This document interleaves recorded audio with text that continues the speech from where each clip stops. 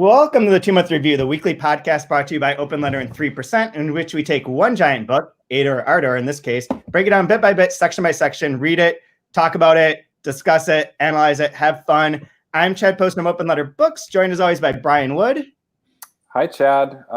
Good to be here. Did you get shot this week at all? I did not get shot yet this week. Hey, that's a good week, man. Way to go. But all the protesters got thrown out of occupying City Hall while I was in class, so I'm not sure what's actually happening.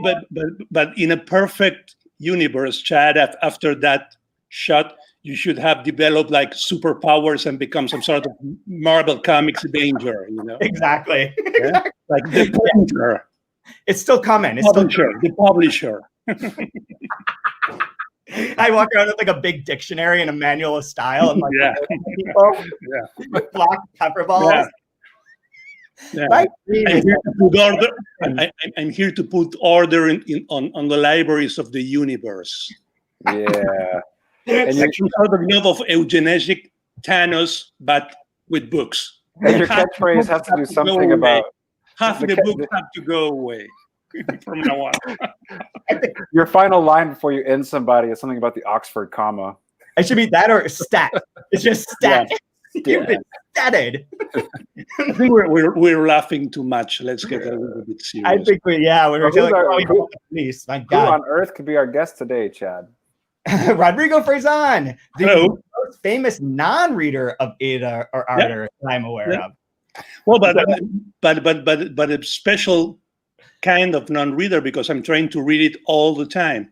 In fact, once John Irving told me, John Irving's favorite author is Charles Dickens, and he told me that he read all of Dickens except one novel.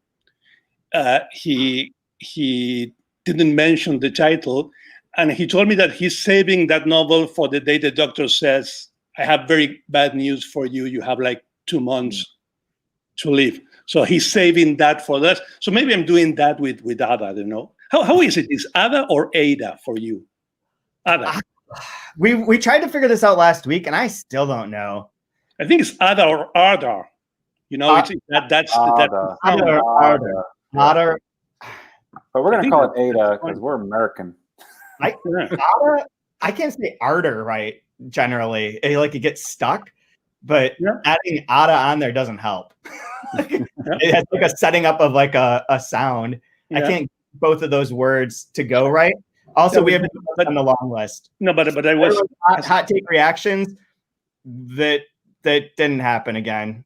But alas, and but as I was telling you, I try to read it all the time. I try to read it again during the pandemic. I said it's now or never, but I always stop at around page 122, and the thing I always do is when I'm going to take a plane or going to be on a long trip, I always take the book again with me in order to try to read it on that trip finally. But I always buy a new one. So I have like 35 copies of Ada. I think I have like 25 in English. I brought some of them in order to show you. Oh my God, I love it. Get ready. Well, this is the Library of America volume that contains it. It's with transparent things and look at the harlequins. Nice. And I was thinking about that. Nabokov considered himself, an American writer on his own words, an American writer born in Russia. And I think that he's the only one with Singer that is a foreigner on Library of America. I think there are the only two authors. And that's interesting. Yeah. Huh? Yeah, I think it's the only one because, and I think he wrote. In fact, I always say this. When the theme of the great American novel, which one is? I always say, I'm sorry, but it was written by a Russian in the midst of the Cold War. It's Lolita. And there's not more American book, great American novel, written by a foreigner who revolutionized the language. You can ask more than that. To represent America. I feel like when I was looking for images for this post last week for the first episode, that the one that came up was a Time magazine that had the title like America's Greatest Living Novelist is Russian. When Ada came out, that it says the novel is alive and well in Antiterra. That's the caption there. Oh, cool. And it's and that's funny because when the novel came out, when Ada came out, it was celebrated as a masterpiece. It was, I think it was number 4. I took some notes, and I think it was number 4 on the bestseller list. It was Godfather in number 1, The Love Machine by Jacqueline Susan number 2, Portnoy's Complaint number 3, and ARDOR number 4. And like 2 months after the book came out, people started to say it's not so good, really. For example, Mary McCarthy, who wrote like a glowing review for Pale Fire, which for me is like the most avant-garde, transgressive, experimental, best book ever, And she said the book Ada is really so bad that it makes me reconsider all the books he wrote before. Wow. Yeah. Whoa. And Nabokov sort of he was if you listen, well, if you read to his correspondence at the time, he was waiting for it. He always refers to the book as my fat book, or Nabokov's Folly. He says Folly, Yeah. and I think that I don't know why I always stop reading. I don't know why. That was gonna be my question. Yeah, but I think that it's the only place where Nabokov tries to measure himself against his heroes in a very evident way. He wants to be like, he's like comparing himself to Tolstoy, to Anachronina, which for him was the best 19th century novel. He tries to be Proust. Yeah. And last but not least, he tries to be Nabokov. Yeah. Which is like, he's all the time like self-referencing and making very bad, funny jokes about him and himself. So he's like saying like some sort of, he's like I don't know, like posing for his statue, and at the same time like dismantling all the Nabokovian myth. There's like some sort of two forces at work there. I think that's my theory, and also there's a lot of he from the technical point of view. I mean, he tries to do everything, because if you pay attention to the book is told from it's like an old manuscript being commented and annotated from the future during the present when you are reading it. It's like a whole complex of spheres in a sort of United States completely J.J. Abrams sort of thing in a way. It's like, but well done, and you understand it. Yeah. I was curious. Sorry. Oh, go ahead, Chad. No, you go. I was curious. Last week we were talking about what it's like to read his work. Maybe not necessarily this book, but other works. And you had mentioned it briefly about Lolita and Pale Fire. Like, for you as a writer, and obviously a voracious reader first, what is like the experience of reading Nabokov like for you?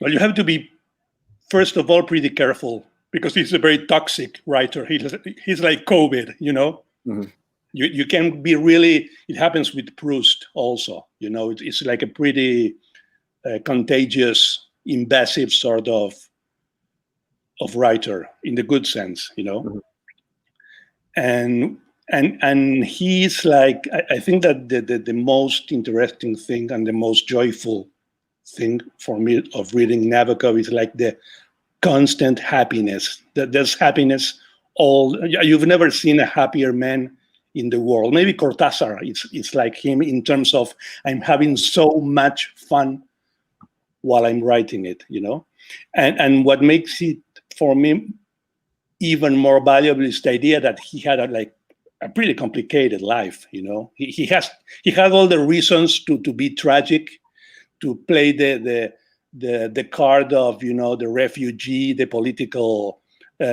probably won a Nobel Prize if he could have done that, and he would have been, but he was perfectly happy.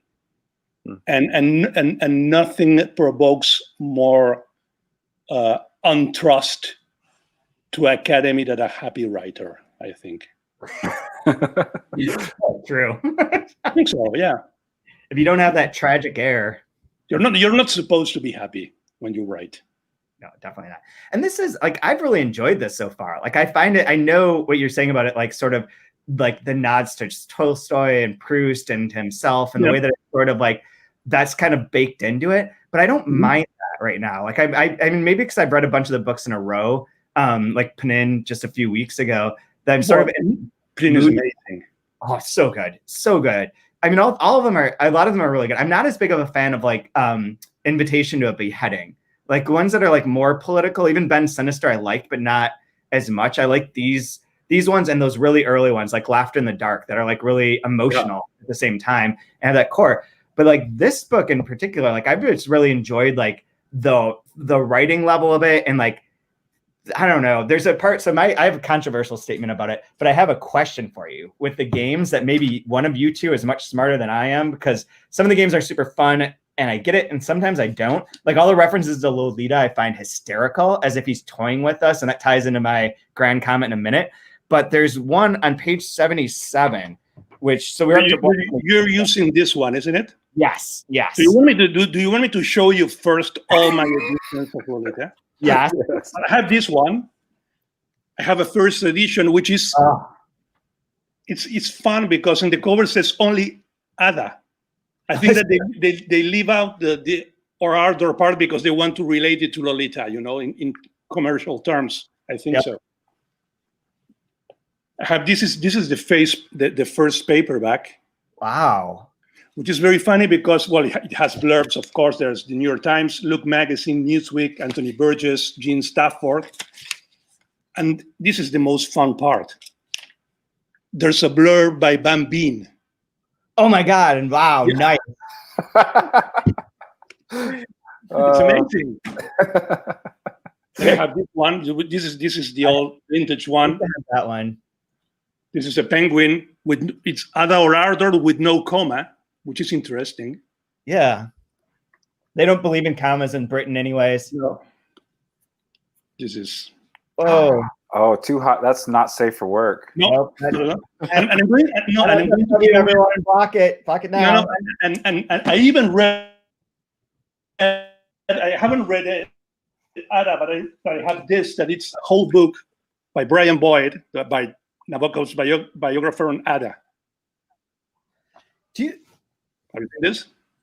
That's awesome. I feel like I should have that for this podcast. Yeah.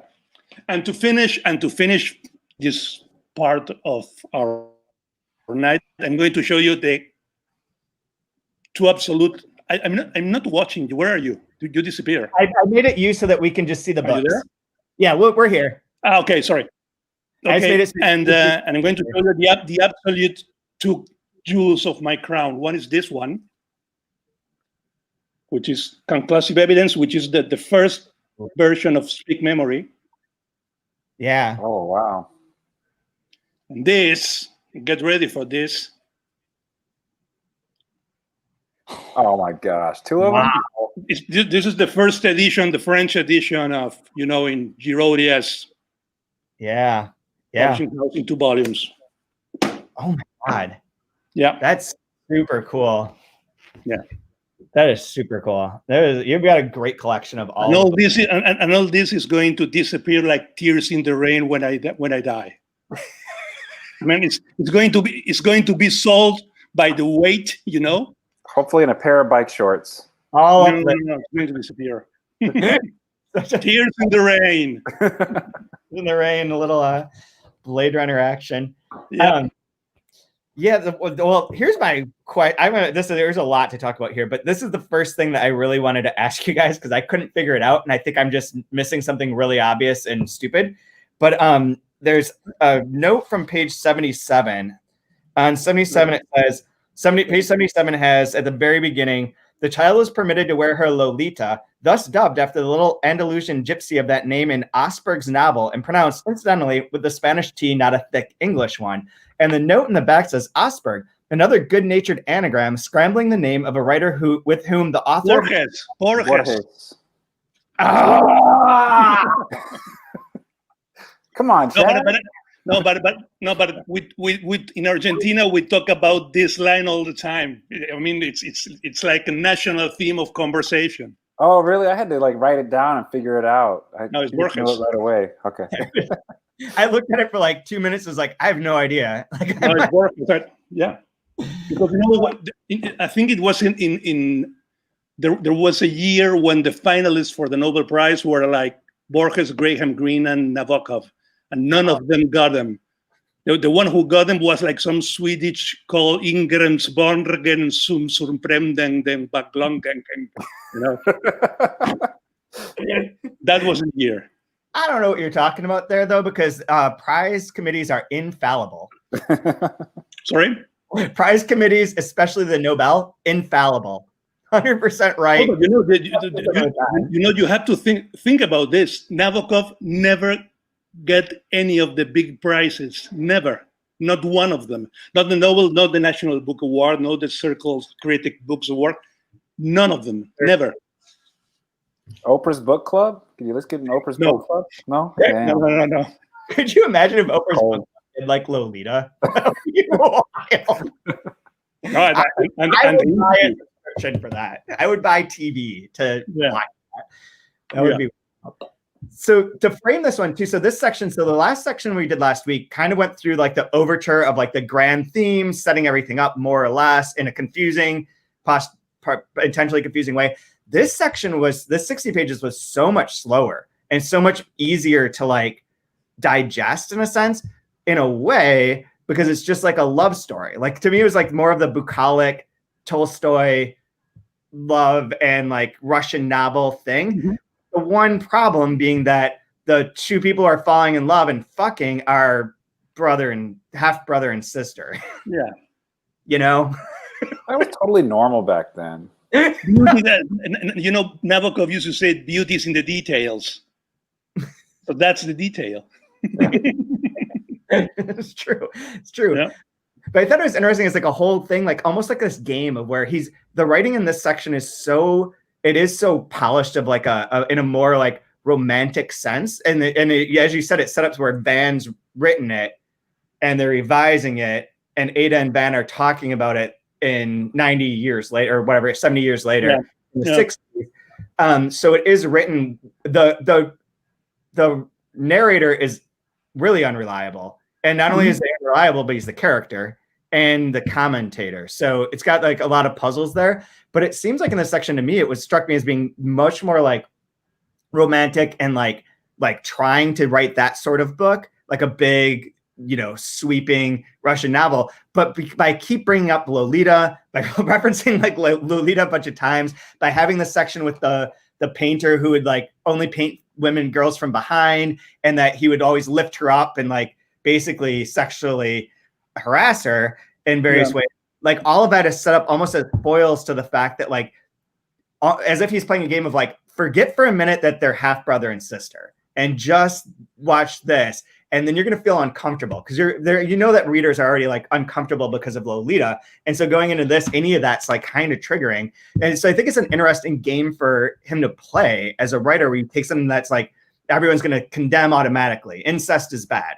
And then like, for 122 pages, puts you into that in a way that's like childlike and like sort of wondrous. Like the description of when she gets him off the first time when the barn's burning is like none of the language is specific. It's all metaphor. Yeah. So like I think again, you know, that sort of the thing that for me is much more astonishing is he's not trying to be scandalous at all. He's saying they're perfectly happy, man. So that's the whole point. Yeah. And it's not even, you know, the criminal kidnapping, perverse, all European raping young American girl that it takes place in Lolita. This is like complete consentment. I mean, we are perfect for each other and we're going to fight for it, you know. But you know, there's one thing. I hope I'm not going to spoil anything for you because you'll keep on reading and I'm not going to keep on reading, you know. This is all we get for this reason. You know, at the end of this episode, I'll be, you know, like at the train station waving you. Bye. Bye. Right back. Tell me how it ends. Tell me how it ends. No, but I mean, in the book of letters by Nabokov, there's one, and this is really, it's a very short letter to a reviewer of the book. It's a very fun letter, but it's very strange, well, very revealing what he says about, he writes to a Professor Matthew Hodgard.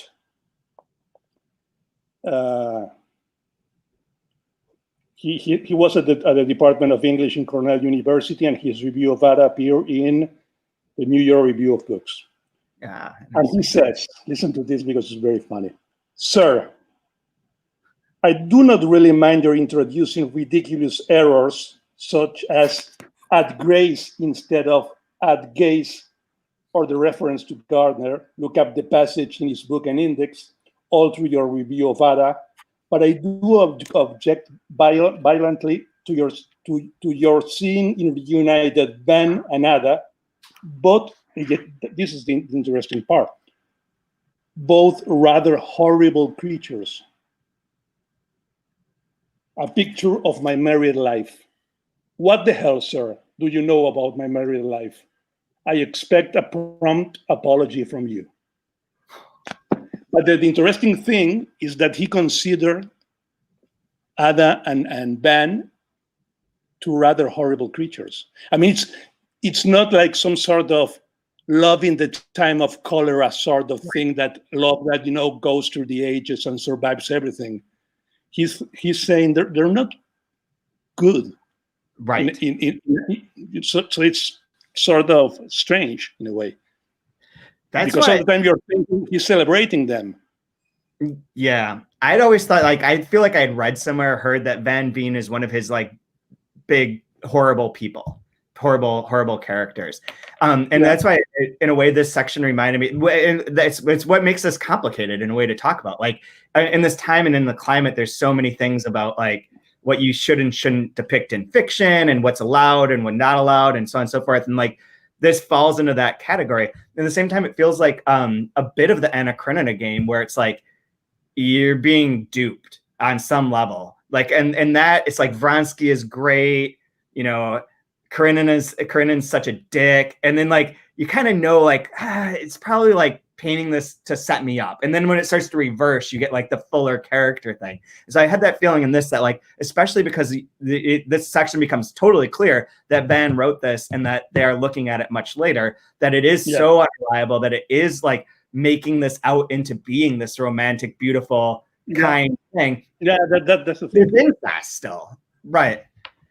And and the fact that she's 12 is another part that makes it. It's one thing to be like, oh well, they're cousins who end up finding out that they're half brother and sister, but you know, they're cousins, and like, I don't know, I can squint and like be okay with it because they're both like 18 and consenting. But he's 14 and she's 12, and then that all of these things within our climate now are like, I can't imagine this book's reaction if it came out in 2020. I think that the most worrisome, sad thing is probably it won't come out, but for many other reasons than that one. You know, it's like they're going to say, I mean, who's the target of this book? I mean, who's going to read it? Yeah, That's true. I don't know. At that level, there'd be a lot of criticisms, but I'd be curious. One thing I did like in this section was the attention to detail with like flowers and trees, and it almost sets up this picturesque garden, like idyllic garden landscape, and then you insert this devil into Eden. Yeah. Right? There's some of that. Yeah, it's true. But but it's amazing that's the amazing thing of Nabokov for me, you know, like, well, you know, it really, people tend to doubt that sort of thing he repeated all the time, that he saw letters as colors, you know, that he had this some sort of, I don't know, I don't remember how it's called, that song, mental, something like that. But it's all over the place. I think he's writing with colors, all like painting. It's like painting, writing in a way, Yeah.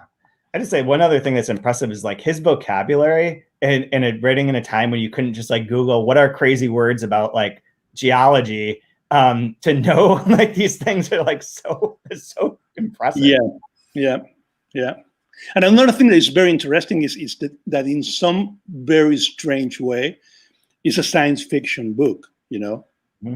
And he hated science fiction. Nabokov, he was like a big fan of communication with the great beyond. In all his books are like sort of currents and ghosts, but he didn't like science fiction at all. He which is strange because once he almost collaborated with Hitchcock in a project, and what he proposed was the movie about a Hollywood star, an actress who gets married to an astronaut, and the astronaut goes into space, and when he comes back, it's different.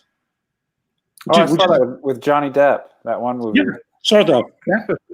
But it's very Hitchcockian sort of thing. It's like Cary Grant, Joseph Cotten in those movies, like, they're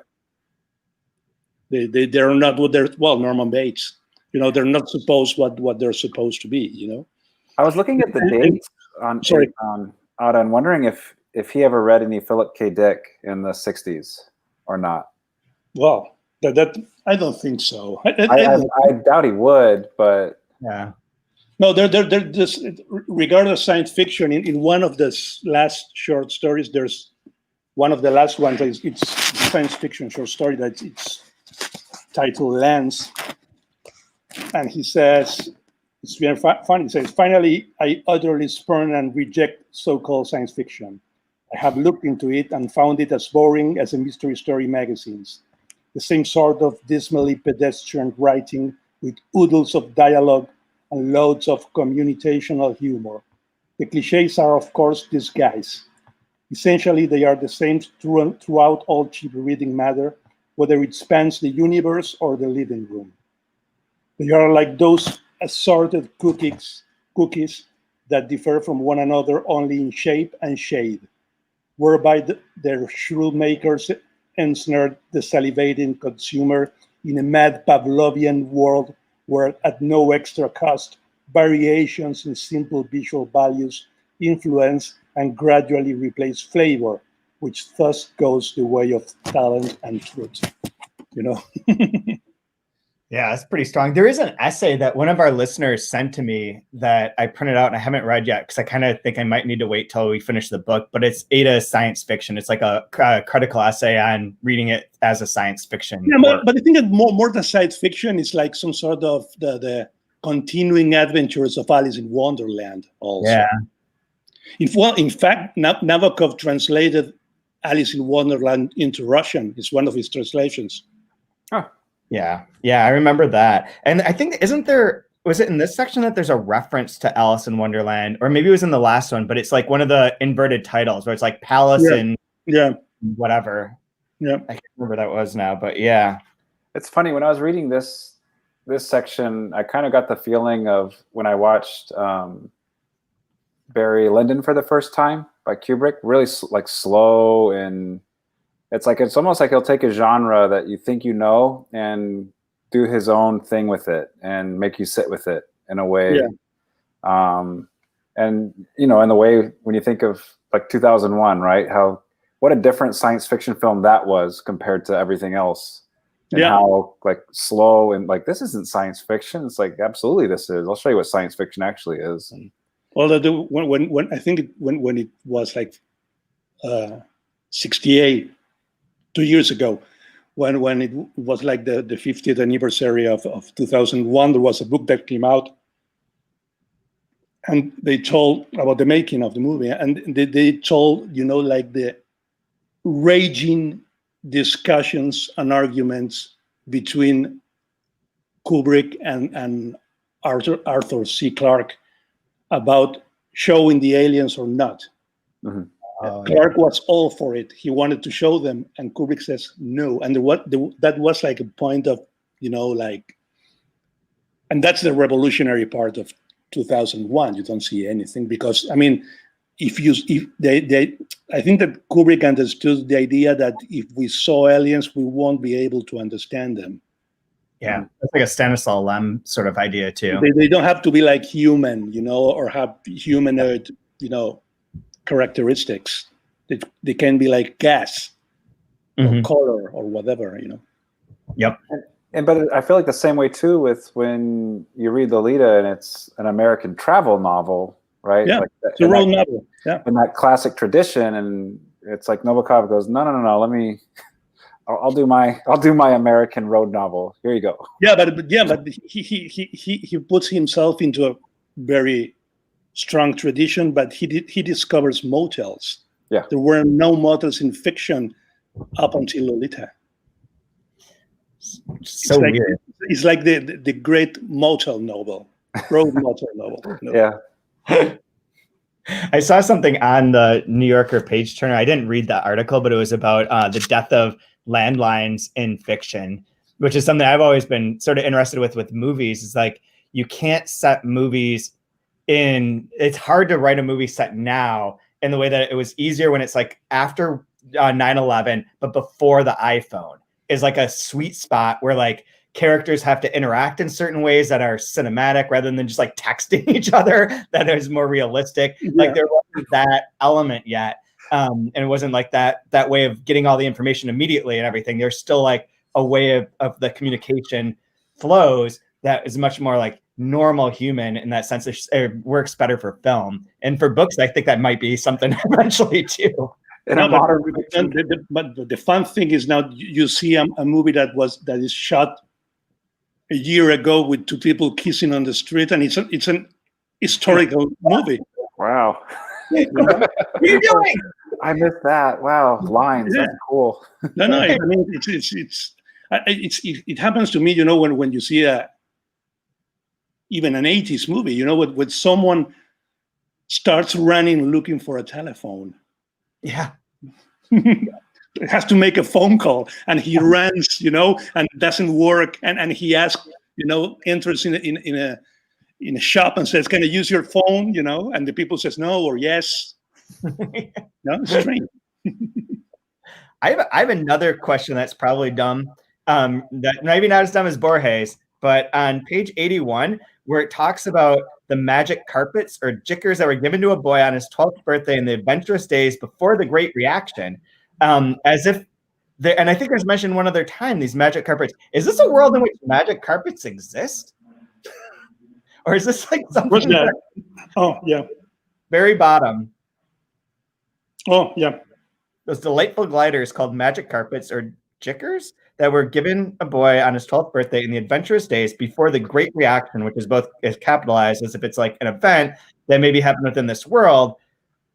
But yes, that's one of the moments that I marked in here of like, I still don't know where we really are. Or like what the rules of. Because there are hints all the time that like it was like some sort of big crack in space-time and the map sort of move, It's like, yeah, it's yeah, it's really it's like a multiverse or something. But I think that's a reflex of something that he announces pretty clearly in Speak Memory, which is one of the greatest books he ever wrote. He's all the time like trying to go back to Russia, and I think that in these pages he's sort of reconstructing, some idea. They always ask him, why don't you go back? And he always answers in his interviews, because the Russia I knew it doesn't exist anymore, and I don't want to superimpose the new one into my immortal, invulnerable, and eternal one. He didn't want to make comparisons, and I think all the time he's doing this here. Yeah, that's true. That makes sense. In fact, he does not go to Russia, but he brings Russia into America. Yeah. Right. It's a Russian America, it's like an invasion in a way, Yeah. Yeah, I like that. Fun. Because this is going to be interesting. I know you're going to leave us and not continue reading, but I'm very curious to see how all of this like unfolds over the next 500 pages or whatever. I don't know. I read. I made some cheat. I cheat some because I read there's a section near the end that it's titled "The Texture of Time." That is the book that Ban writes on time. Based on Nabokov's obsession with the ideas of done. This philosopher, strange philosopher who was also like a airplane pilot and expert fisherman. It's a very strange character. And Borges was also a fan of him. Mm-hmm. He wrote like a very Proustian book on time, and Nabokov uses it. And I read that because in the remembered part, the character of the book finally reads Ada. He manages to do it in a very peculiar, very strange, and non-orthodox way. I'm not going to say anything more, But he finally makes it, and I needed to read that part, and I read that Brian Boyd book where he sort of explains a bit about the whole thing. That's interesting. What a shameless plug! My goodness. I couldn't help myself to our thousands and thousands of audience members. Yeah. Pre-order the remembered part. Do it. Yeah. Do it. Pre-order it now, even though it's not available for pre-order. Just do it. Get ready. I think that Will almost finished it. I'm completely flabbergasted. Yeah. Ooh. Wow. That's amazing. I talked to him a couple weeks ago, but he didn't mention that. Yeah. Well, if you're watching this or listening and you're holding out on me, he was going to watch. He told me. I don't know if it's. We're gonna have words if you're holding back a Rodrigo book from reading. He's going to burn the manuscript when he finishes. He's going to destroy it. Imagine the burning part. Oh, the burning part. Yeah. That's what we can have as a launch party. Yeah. Another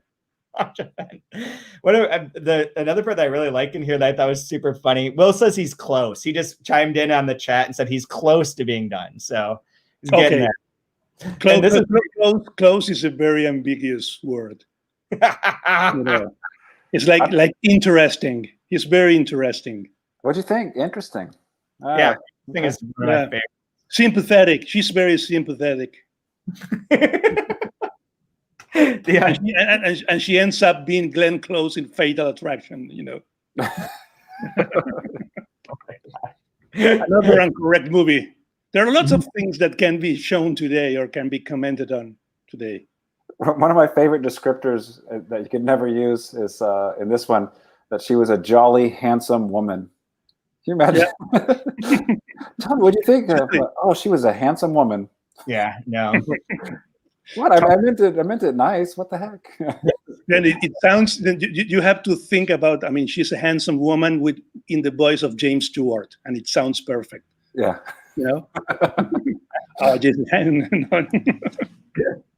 Sort of related to that, I love their and for you guys as writers, I love the critique that they have of what's her name, the novelist writes that short story about borrowing the necklace and losing it and paying $500,000 francs and earning back. And then I think what's that book? When I read that part, I managed to track it. Did you know which book is that? I figured it sounded familiar, but I thought maybe it was just a fairy tale I'd heard before. And then no, I think it's something, I don't know if it's Balzac or something like that. Or it just reminds me of like all the O. Henry twists. Yeah. It's a short story by Maupassant or something like that. Oh, that would make sense too. I think so. Probably or something. That totally makes sense. But I love that their comments when they ask about it. And she's like, neither of you told me how you liked my new story. It's a good fairy tale, said Ban. It's a fairy tale, said careful Ada. That's fucking sharp. Yeah. It's a book. Now that's a book. That really does have all the qualities of book. No, he's amazing in that sense. I mean, he's like no I mean, he gives. I mean, he doesn't save anything for him. You know, it's like, and in this book, I think he was like, "This is my, you know, everything goes." You know, in a way, because it's very, very, very interesting, the idea that after these books, he writes Transparent Things, that is a very slim book with a young girl again, but with a publisher as hero, which is very strange. That there aren't a lot of publishers or editors as protagonists. Yeah, that's why my superhero character will really be a successful one.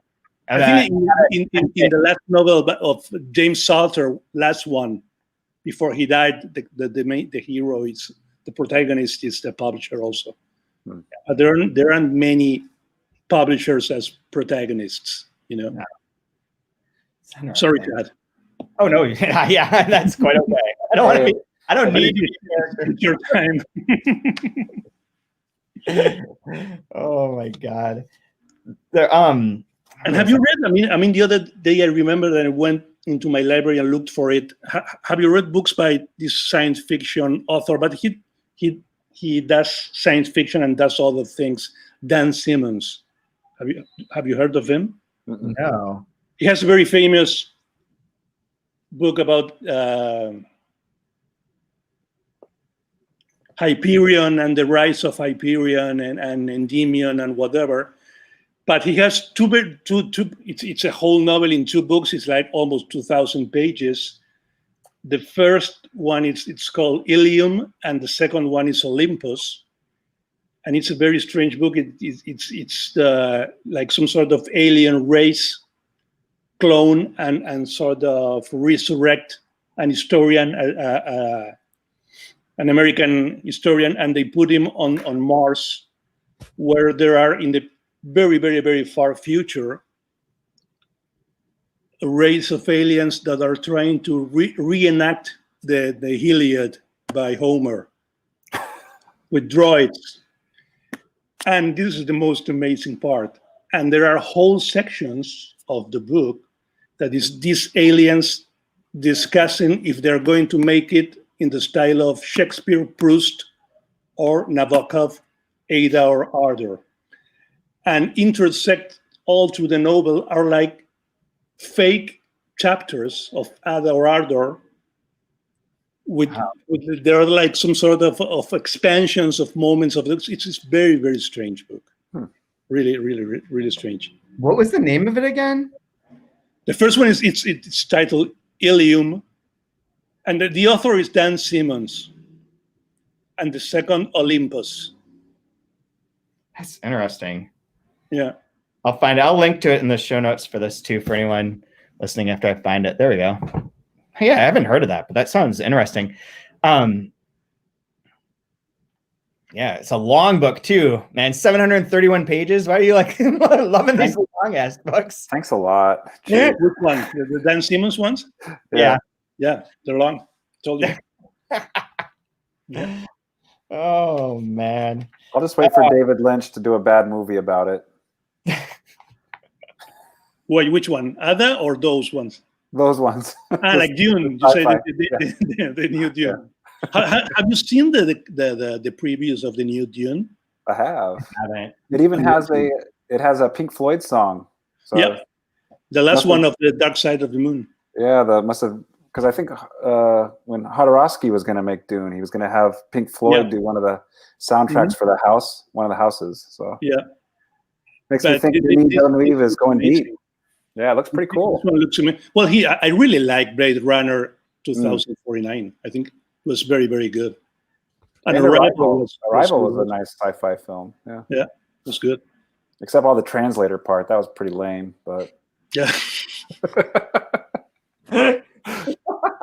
that's another thing. I mean, we were talking a few minutes ago about Nabokov hating science fiction. I think that what he hated was the idea of the future without him.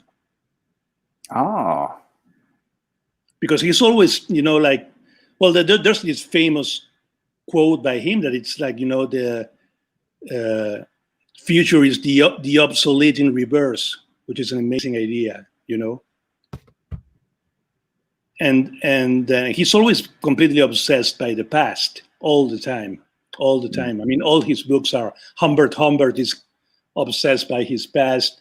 Pale Fire is completely obsessed, and he's obsessed by the books he has written in the past also. But he also has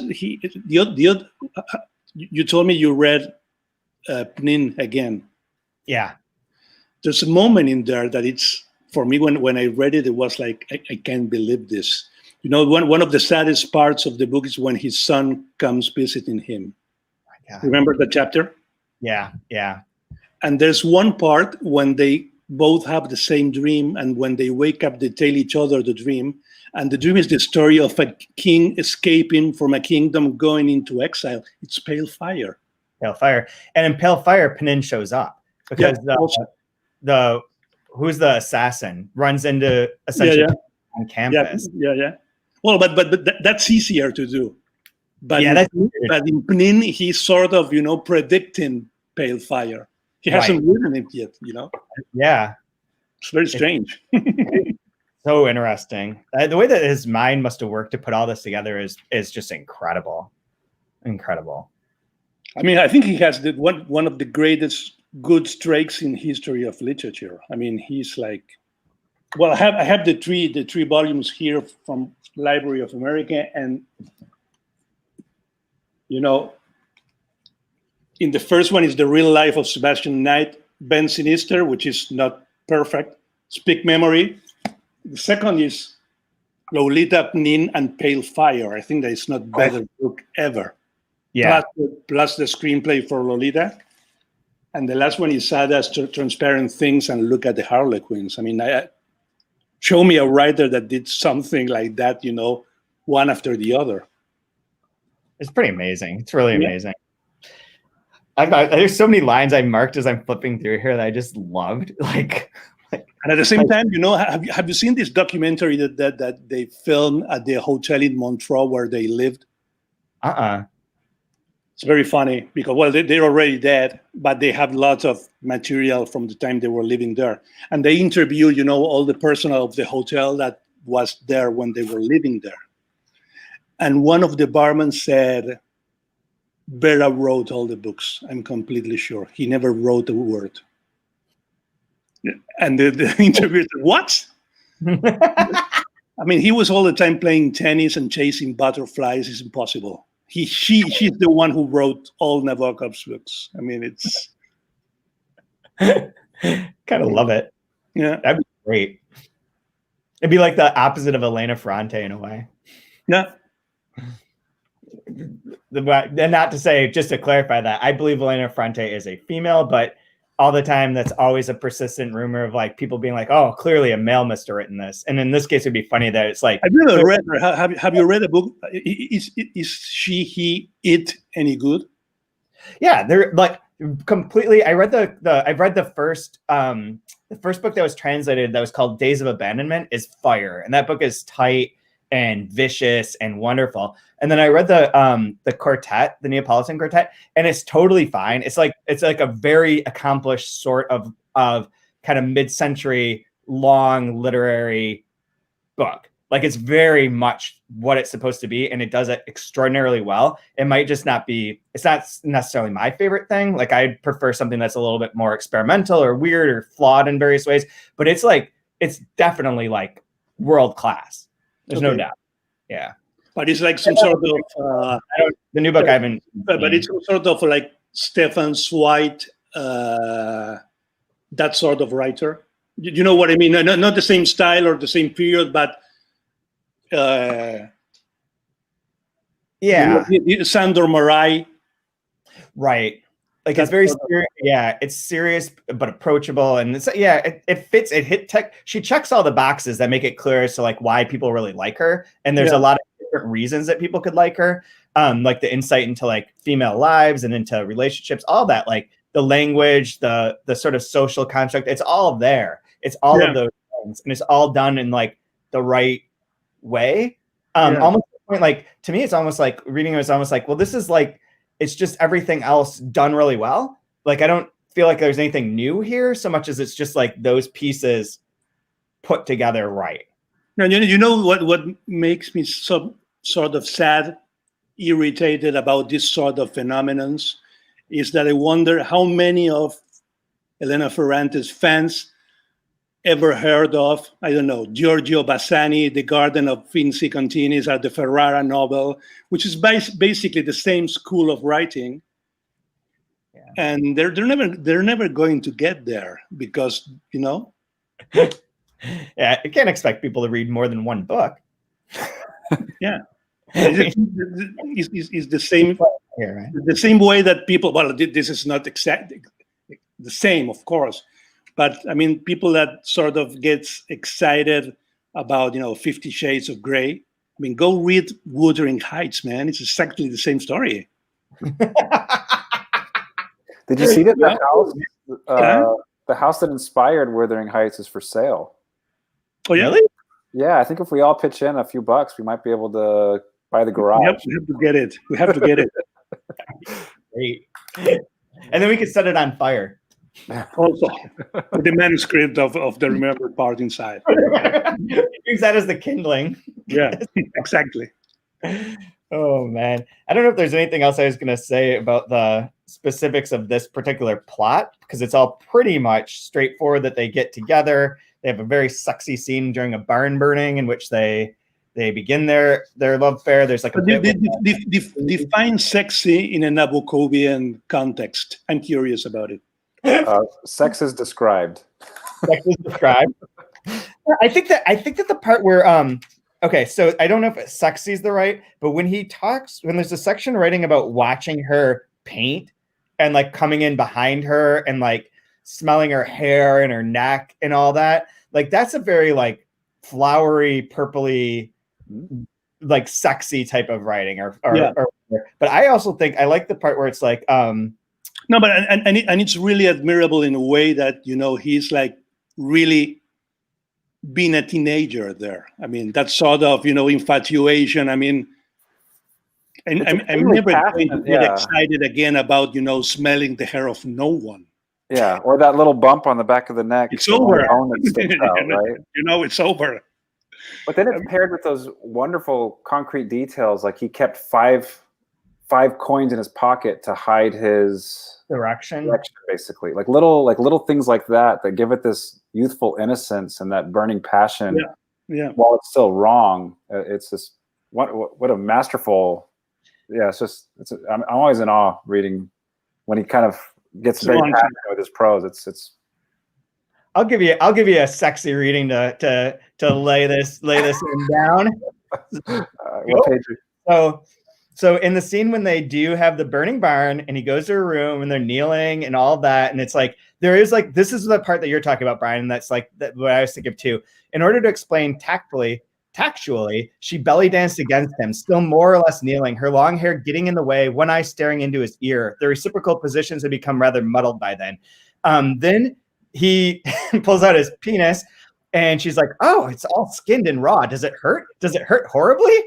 Which I find to be incredibly funny because I just imagine this like 14-year-old kid just like constant, like just like, this is painful at this point. And he's like, touch it quick, he implores.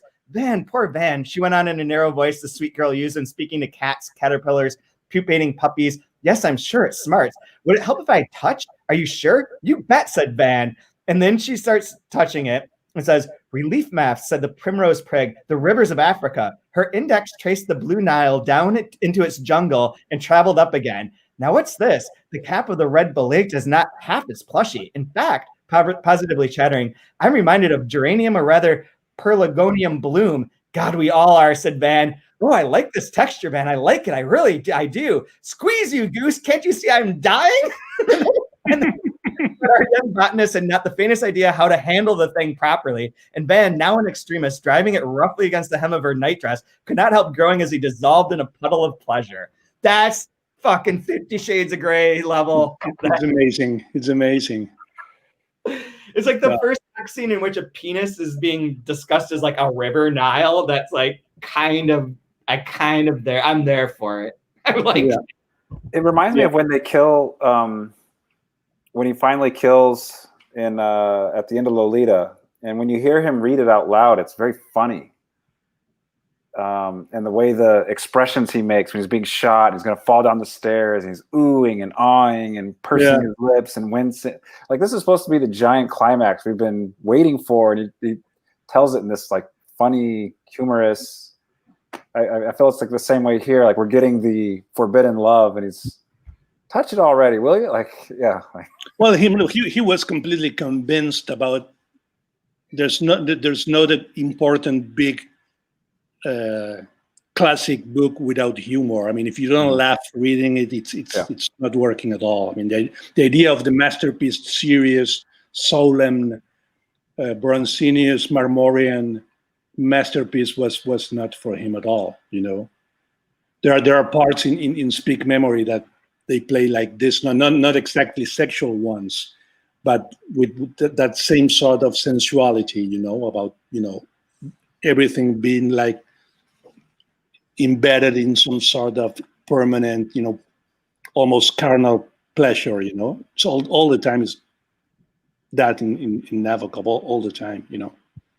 Yeah, it's like he gives more passion to the cutting and eating of a sandwich at under the tree versus like here you get more like bathos or It's, but it's what we were talking at the beginning. It's pure perfect happiness. His theme, if you sort of distillate to his most synthesized expression, it's perfect pure happiness all the time, even in the most sordid parts of Lolita or whatever.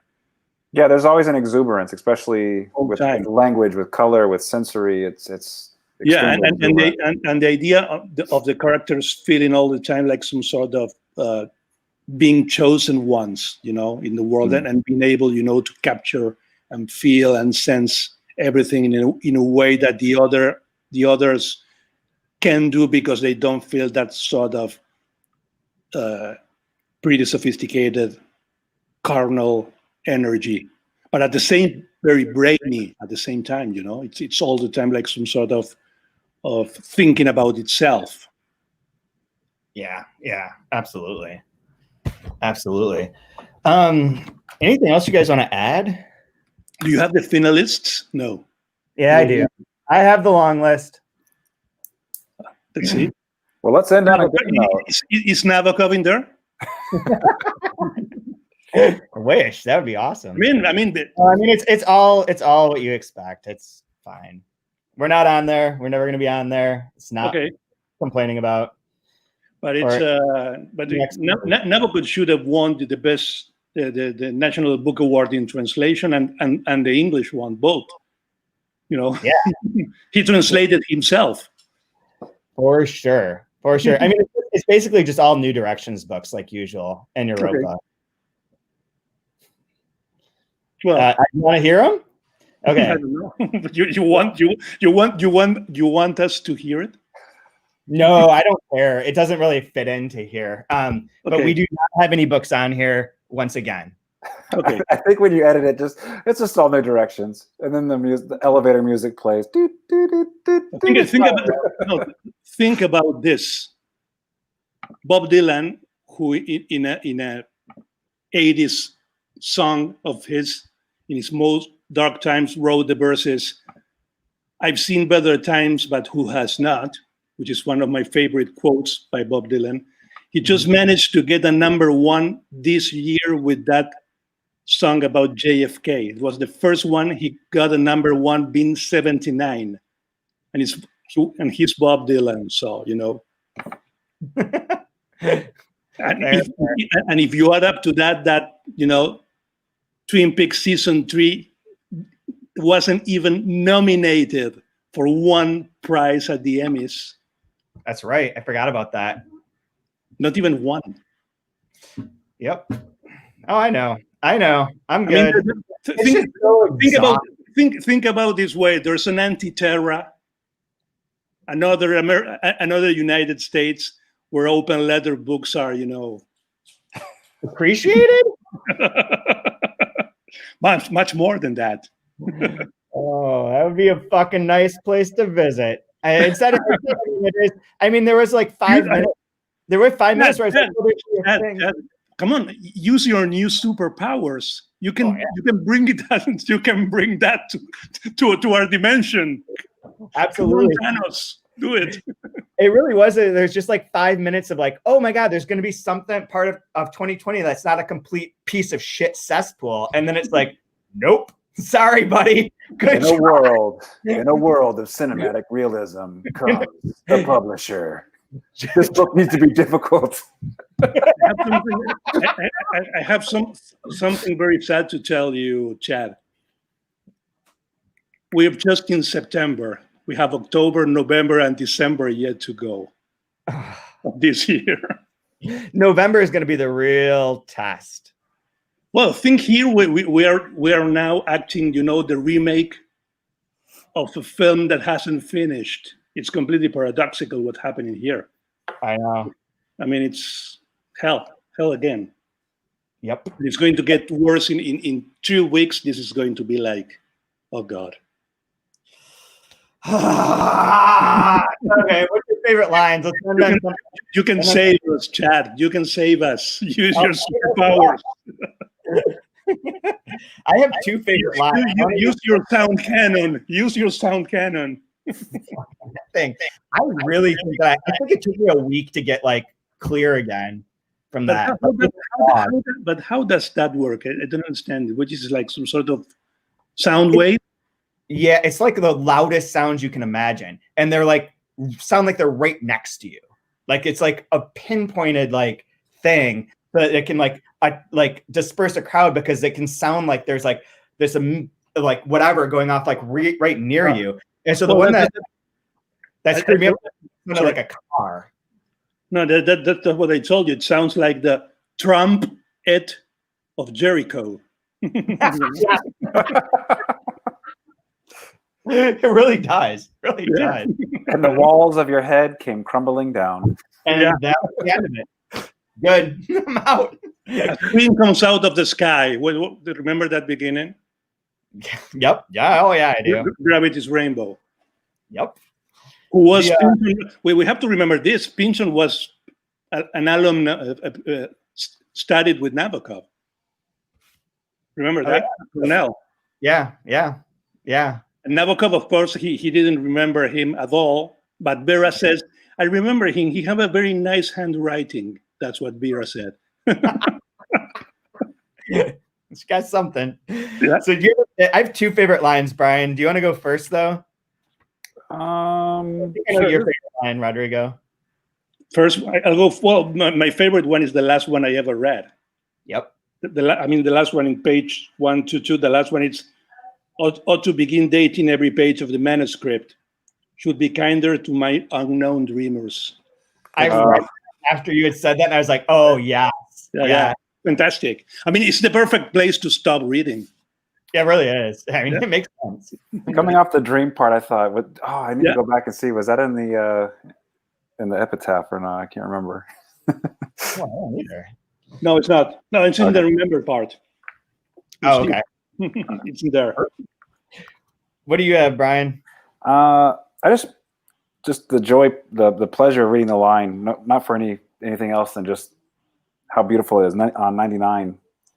On those relentlessly hot July afternoons, Ada liked to sit on a cool piano stool of ivoried wood at a white oilcloth table in the sunny music room, her favorite botanical atlas open before her, and a copy out in color on creamy paper, some singular flower.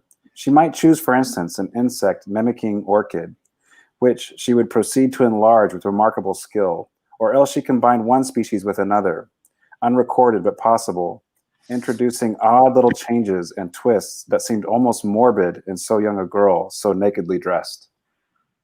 I have another one. Yeah. I have another one I really like this. When it says, when we remembered our former selves, there is always that little figure with its long shadow stopping like an uncertain belated visitor on a lighted threshold at the far end of an impeccably narrowing corridor. Amazing. Yeah. My two are a little bit lighter than both of those. One Read is that. I got page 113. We were abominably depraved, weren't we? All bright kids are depraved. That's amazing. And then my second was literally just a phrase. If people remembered the same, they would not be different people. God, where's that one? That is on page 120. Because they're debating like when things took place or when did it happen? Yeah, the fallibility. Like this. 120. Yeah, right in the middle of the first parenthetical. Sorry, no. If people remembered the same, they would not be different people. God, that's okay. Intense. So, okay. I was trying to figure out where we're going to next week, and then I got stopped.